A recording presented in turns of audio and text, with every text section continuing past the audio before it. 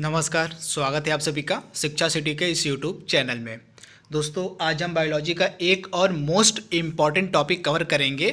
इस टॉपिक का नाम है मानव रक्त। दोस्तों, मानव रक्त का जो टॉपिक है यह सभी एग्जाम का फेवरेट टॉपिक है, क्योंकि इस टॉपिक से लगभग 2 से लेके 3 प्रश्न पूछे ही जाते हैं। तो इस हिसाब से जो टॉपिक है आपके एग्जाम्स के लिए सुपर इम्पॉर्टेंट है। तो इस टॉपिक को, जो मानव रक्त का टॉपिक है, हम आप तक टोटल 2 पार्ट में पहुंचाएंगे तथा यह भाग 1 हमारा है। तथा भाग 1 में हम सभी उन इम्पॉर्टेंट कॉन्सेप्ट और पॉइंट और फैक्ट को कवर करेंगे जो मानव रक्त से बन सकते हैं। तो आइए वीडियो को स्टार्ट करते हैं। सबसे पहले आप याद रखिए कुछ इम्पॉर्टेंट पॉइंट जो मानव रक्त से संबंधित हैं। सबसे पहला पॉइंट हमारा है, रक्त जो होता है, हमारा जो ब्लड होता है, यह एक तरल संयोजी ऊतक होता है। आप याद देखिएगा, हमारा जो ब्लड होता है, हमारा जो रक्त होता है, यह एक तरल संयोजी ऊतक होता है। तथा हमारे रक्त में, हमारे रक्त मतलब जो मानव शरीर में रक्त की मात्रा है, शरीर के भार का लगभग 7% होती है। तो इसे याद रखिएगा आप, मानव शरीर में रक्त की मात्रा शरीर के भार का लगभग 7% होती है। तथा रक्त जो होता है, हमारा जो ब्लड होता है, एक क्षारीय विलयन होता है जिसका पीएच मान 7.4 होता है। दोस्तों, ये सभी जो फैक्ट और पॉइंट मैं आपको बता रहा हूँ, ये एग्जाम्स में पूछे जा चुके हैं तथा आगे भी एग्जाम्स में पूछे जाएंगे। तो इनको आप नोट करते चलिएगा, क्योंकि ये पॉइंट आपके एग्जाम के लिए मोस्ट इम्पॉर्टेंट है। इसके बाद मैंने आपको बताया कि रक्त एक क्षारीय विलयन होता है जिसका पीएच मान 7.4 होता है। तथा एक वयस्क मनुष्य में औसतन 5 से लेके 6 लीटर ब्लड यानी कि रक्त होता है। आप याद रखिएगा, एक वयस्क मनुष्य में औसतन 5 से लेके 6 लीटर ब्लड यानी कि रक्त होता है। महिलाओं में पुरुषों की तुलना में आधा लीटर रक्त कम होता है। जिसे आप याद रखिएगा, जो होता है महिलाओं में पुरुषों की तुलना में हाफ लीटर जो ब्लड होता है वह कम पाया जाता है। तो इसे आप याद रखिएगा। इसके साथ हमारा जो रक्त है, इसको मतलब हमारे रक्त में, हमारे ब्लड में 2 पदार्थ पाए जाते हैं। तो ये 2 पदार्थ कौन कौन से हैं? तो पहला होता है प्लाज्मा और दूसरा होता है रुधिर कोशिकाएं यानी कि ब्लड सेल। तो इन्हीं 2 पदार्थों के बारे में हम पूरे डिटेल में बात करेंगे। तो आइए सबसे पहले बात कर लेते हैं प्लाज्मा क्या होता है। प्लाज्मा से जुड़े फैक्ट को जान लेते हैं। तो प्लाज्मा क्या होता है? यह एक रंगीन तरल होता है और इसका अधिकाधिक जो भाग होता है, लगभग 90% जल का, मतलब जल होता है। जैसे आप याद रखिएगा, जो प्लाज्मा होता है यह एक रंगहीन यानी कि कलरलेस लिक्विड होता है। तथा इसका अधिकाधिक भाग, लगभग 90% जो इसका भाग होता है वह जल होता है। इसे आप याद रखिएगा।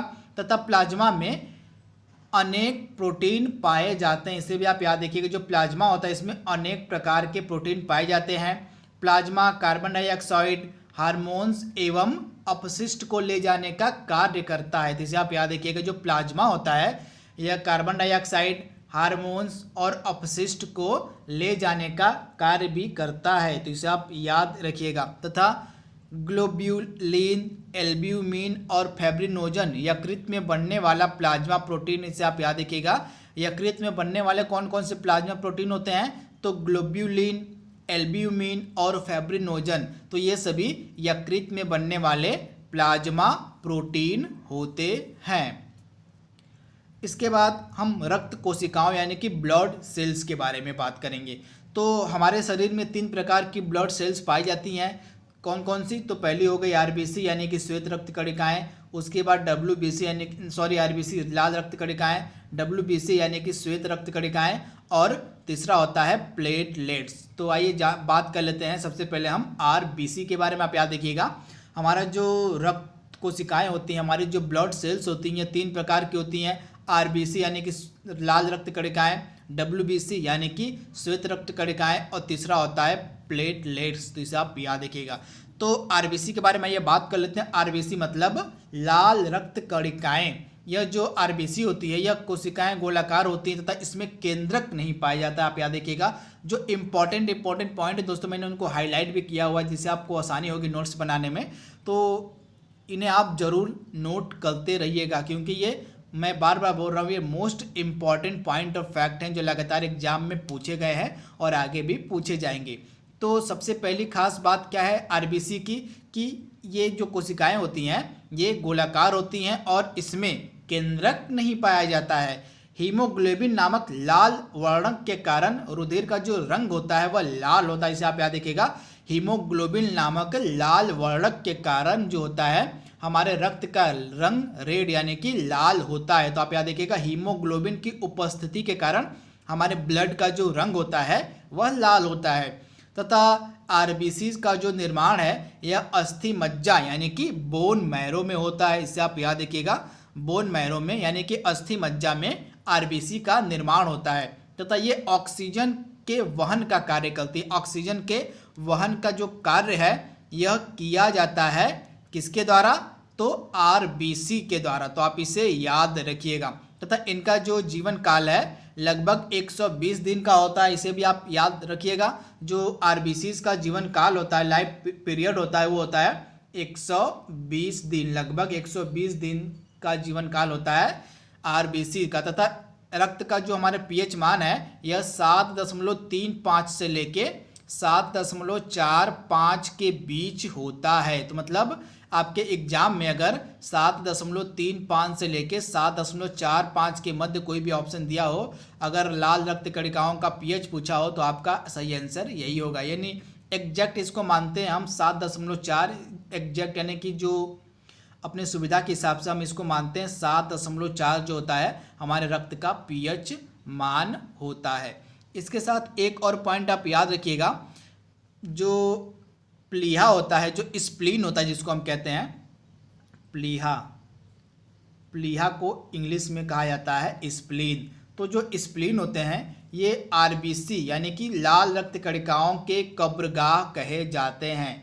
याद रखिएगा आप, जो प्लीहा होते हैं या स्प्लीन इनको हम कहते हैं, ये आरबीसी यानी कि लाल रक्त कणिकाओं के कब्रगाह कहे जाते हैं, क्योंकि यह मृत आरबीसी का निपटान करते हैं। यानी जो आरबीसी कोशिकाएं मृत हो जाती हैं उनको निपटाने का जो कार्य है वह प्लीहा के द्वारा किया जाता है। तो इस कारण से प्लीहा को आरबीसी का कब्रगाह भी कहा जाता है। तो ये भी मोस्ट इंपॉर्टेंट पॉइंट है, इसे आप याद रखिएगा। इसके बाद हम बात करते हैं श्वेत रक्त कणिकाओं के बारे में। तो हमने बात कर ली है आरबीसी यानी कि लाल रक्त कणिकाओं के बारे में। अब हम बात करेंगे श्वेत रक्त कणिकाओं के बारे में। तो ये जो वाइट ब्लड सेल्स हमारी होती हैं ये अनियमित आकार की तथा केंद्रक युक्त होती हैं। ये मोस्ट इंपॉर्टेंट पॉइंट आप याद रखिएगा। हमने आपको बताया था कि जो आरबीसी हमारी होती हैं, हमारी लाल रक्त कणिकाएं होती हैं, इनमें जो होता है केंद्रक का अभाव होता है। आरबीसी में केंद्रक नहीं पाया जाता है, परंतु जो डब्ल्यूबीसी होती है, हमारी श्वेत रक्त कणिकाएं होती हैं, इनमें केंद्रक पाया जाता है। तो इसे आप याद रखिएगा। तथा रक्त में आरबीसी की अपेक्षा डब्ल्यूसी की मात्रा मतलब संख्या कम होती है। इसे भी आप याद रखिएगा। हमारे ब्लड में जो है आरबीसी की अपेक्षा डब्ल्यूसी की जो संख्या है वह कम होती है। ये हमारे शरीर में संक्रमण, ये हमारे शरीर से संक्रमण की मतलब हमारे संक्रमण से शरीर की रक्षा मतलब संक्रमण से ये शरीर को बचाने का जो कार्य है वह डब्ल्यूबीसी के द्वारा किया जाता है। इसे आप याद रखिएगा। ये जो डब्ल्यूबीसी कोशिकाएं होती हैं, हमारी जो श्वेत रक्त कोशिकाएं होती हैं, ये संक्रमण से शरीर की रक्षा भी करती हैं। इसके बाद ये रक्त कोशिकाओं में सबसे बड़ी होती हैं। इसे भी आप याद रखिएगा। रक्त कोशिकाओं में ये सबसे बड़ी होती हैं श्वेत रक्त कणिकाएं। तो इसमें भी आप याद रखिएगा। इनका जीवन काल की अगर हम बात करें तो लगभग 10 से लेके 13 दिन तक इनका जीवन काल होता है श्वेत रक्त कणिकाओं का। तो इसे आप याद रखिएगा। ये भी कई बार एग्जाम में पूछा गया है। इसके बाद अगर इनके निर्माण की अगर हम बात करें तो जो डब्ल्यूबीसी होती है इनका निर्माण कहाँ कहाँ होता है, लसिका गांठों, प्लीहा यानी कि स्प्लीन, थाइमस ग्रंथि तथा अस्थि मज्जा बोन मैरो में, ये इन सभी स्थानों पे जो है डब्ल्यूबीसी का निर्माण होता है। यानी लसिका गांठों में, प्लीहा में, थाइमस ग्रंथि में और अस्थि मज्जा यानी कि बोन मैरो में निर्माण होता है डब्ल्यूबीसी का। तथा जो हमारी श्वेत रक्त कणिकाएं होती है, हमारी जो डब्ल्यूबीसी होता है, ये एंटीबॉडी यानी कि प्रतिरक्षी प्रोटीन का निर्माण करती है और शरीर से शरीर की प्रतिरक्षा तंत्र में महत्वपूर्ण भूमिका निभाती है। यानी कि मैंने आपको बताया था जो WBC होती है संक्रमण से यानी कि इन्फेक्शन से हमारे शरीर को बचाती हैं। तथा एड्स में जब एड्स किसी व्यक्ति को हो जाता है तो WBC की जो संख्या है वह कम हो जाती है। जिससे भी आप याद रखिएगा एड्स नामक जो बीमारी होती है इसमें WBC की जो संख्या है वह बहुत ही कम हो जाती है। यानी हमारे शरीर में जो संक्रमण से हमारे शरीर की रक्षा करती हैं WBC की कोशिकाएं वे नष्ट होने लगती है, नष्ट होकर बहुत ही कम हो जाती हैं जब किसी व्यक्ति को एड्स नामक बीमारी हो जाती है। इसके बाद आइए बात करते हैं हम प्लेटलेट्स के बारे में। तो ये जो प्लेटलेट्स होते हैं ये सूक्ष्म एवं रंगीन होते हैं। इन्हें भी आप याद रखिएगा, जो प्लेटलेट्स होते हैं ये सूक्ष्म एवं रंगीन होते हैं। इनमें केंद्रक जो है नहीं पाया जाता है, इसे भी आप याद रखिएगा। जो प्लेटलेट्स होते हैं इनमें केंद्रक नहीं पाया जाता है। तो आप याद रखिएगा RBC में और प्लेटलेट्स में केंद्रक नहीं पाया जाता है, परंतु WBC कोशिकाओं में केंद्रक पाया जाता है। इसके बाद एक चीज़ और आप याद रखिएगा, इनका भी निर्माण जो है बोन मैरो में होता है, यानी कि अस्थि मज्जा में इनका भी निर्माण होता है। तथा ये जो प्लेटलेट्स होते हैं ये रुधिर स्कंदन यानी कि ब्लड क्लॉटिंग, रक्त वाहिकाओं की मरम्मत तथा संक्रमण से शरीर की रक्षा में सहायक होते हैं। यानी ब्लड क्लॉटिंग में इनका बहुत बड़ा रोल होता है प्लेटलेट्स का। ब्लड मतलब खून का थक्का जमाने में, ब्लड क्लॉटिंग करने में सबसे बड़ा जो रोल होता है वो होता है प्लेटलेट्स का। तो इसे भी आप याद रखिएगा। तथा ये रक्त वाहिकाओं की मरम्मत करते हैं तथा संक्रमण से भी शरीर की रक्षा करते हैं। इनका जीवन काल लगभग 3 से 5 दिन का होता है, इसे भी आप याद रखिएगा। जो प्लेटलेट्स होती हैं इनका भी जीवन काल होता है लगभग 3 से लेकर 5 दिन। तथा इनकी मृत्यु कहाँ होती है? प्लीहा में। कहाँ? तो प्लीहा में इनकी मृत्यु हो जाती है। तो इसे भी आप याद रखिएगा, जो प्लेटलेट्स होती हैं इनकी मृत्यु होती है प्लीहा में। इसके बाद रक्त के कार्य की अगर हम बात करें तो हमारे ब्लड का फंक्शन क्या क्या होता है ये भी कई बार एग्जाम में पूछ लिया जाता है। तो ये जो हमारा रक्त होते हैं ये O2 यानी कि ऑक्सीजन का, कार्बन डाइऑक्साइड यानी CO2 का, हार्मोन्स का और अपशिष्ट का परिवहन करते हैं। इसे आप याद रखिएगा, कार्बन डाइऑक्साइड का, ऑक्सीजन का और हार्मोन्स और अपशिष्ट यानी कि वेस्ट जो होते हैं मटेरियल हमारे शरीर में, उनके परिवहन का कार्य कौन करता है? ब्लड करता है। शरीर के ताप नियंत्रण और शरीर की रोगों से रक्षा करने का कार्य भी करता है रक्त। तथा रक्त का थक्का जमना भी एक इसका मेन कार्य है। तथा इसके बाद शरीर के वातावरण को अस्थायी बनाए रखना और घाव को भरना भी मेन फंक्शन होता है रक्त का। तो ये सभी इम्पॉर्टेंट रोल होते हैं, इम्पॉर्टेंट फंक्शन होते हैं रक्त के, ब्लड के, इन्हें भी आप याद रख सकते हैं। इसके बाद एक मोस्ट इम्पॉर्टेंट पॉइंट और हम कवर करेंगे जो कि है रक्त का थक्का बनना। ये सुपर इम्पॉर्टेंट पॉइंट है। तथा यह जो रक्त का थक्का हमारे शरीर में बनता है, जब भी घाव लग जाती है तो हमारा जो घाव जम जाता है, रक्त का थक्का बन जाता है। तो ये जो रक्त का थक्का बनने की प्रक्रिया वह बहुत ही जटिल होती है। तो इसे आप याद रखिएगा, जो रक्त मतलब रुधिर का थक्का बनता है यह एक बहुत ही जटिल प्रक्रिया होती है, यानी कि बहुत ही लेंदी प्रक्रिया होती है। कई चरणों में यह प्रक्रिया चलती है, फिर जाके जो है ब्लड क्लॉटिंग होती है। तो रक्त के जमने में प्रमुख चरण निम्न है, इन्हें आप याद रख सकते हैं।